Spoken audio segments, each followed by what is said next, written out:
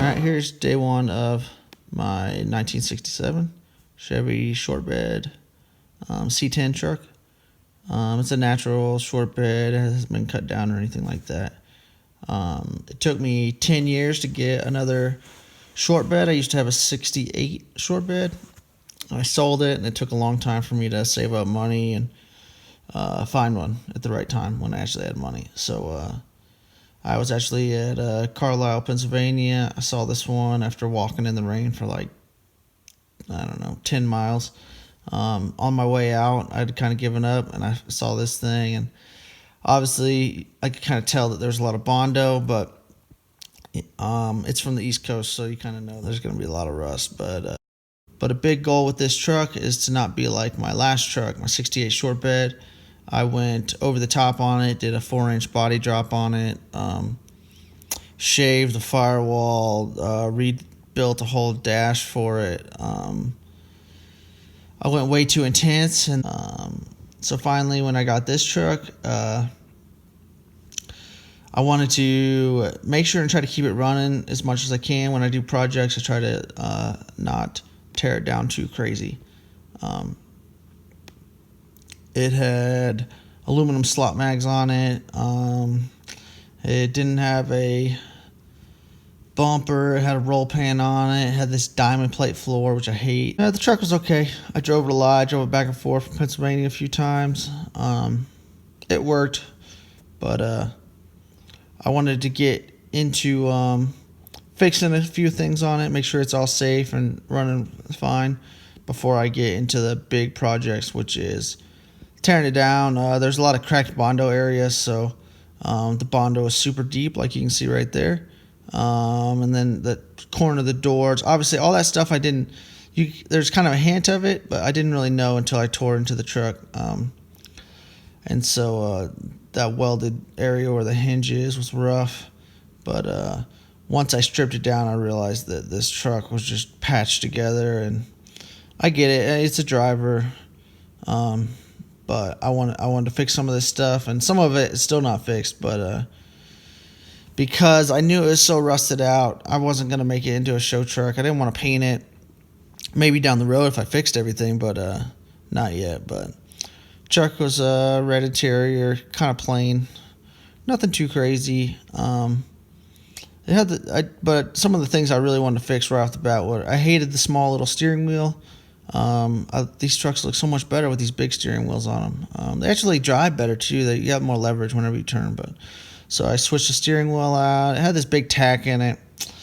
A 305 is not a race engine. I don't feel like I really needed a big giant tack. Switched the mirrors out, and then I did the bumper. And the bumper I thought wouldn't be that bad, but the way they welded this roll pan in was all attached to the bedsides. It's gross. So I finally got that. I went through all the brakes, the shoes, and I switched to 5-lug axles in the back. And because of that, I was switching to 5-lug up front, and I did drop spindles up front. I switched the wheels over from the slot mags back to the original style wheels.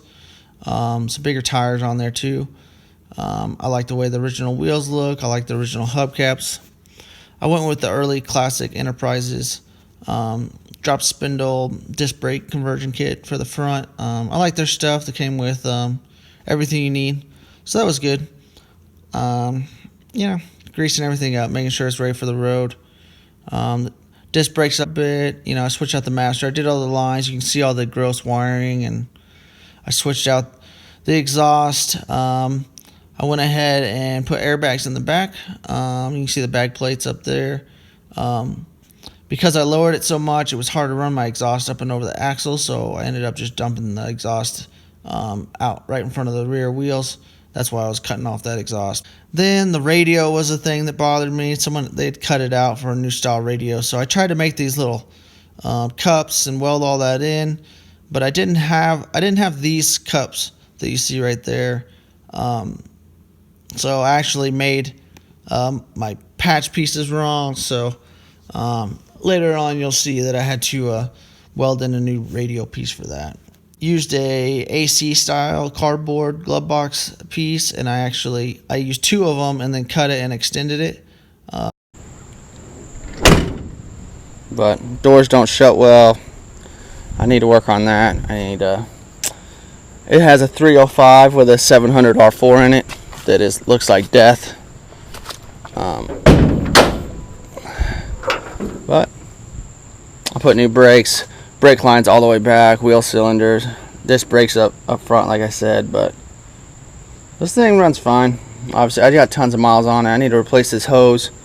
Just dirty, you know. If you're into the show trucks, this is not it.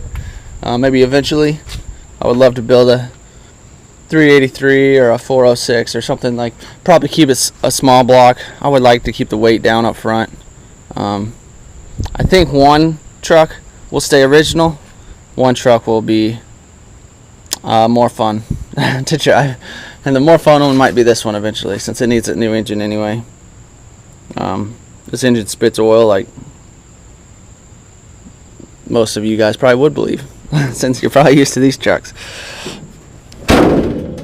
So I like to go through them and make sure they're safe and do all the brakes and work on the suspension first. So, you know, Pennsylvania winters are pretty rough, but I drove this thing a lot. Some pictures of the U-bolts. I actually kind of took my truck off-road just a little bit.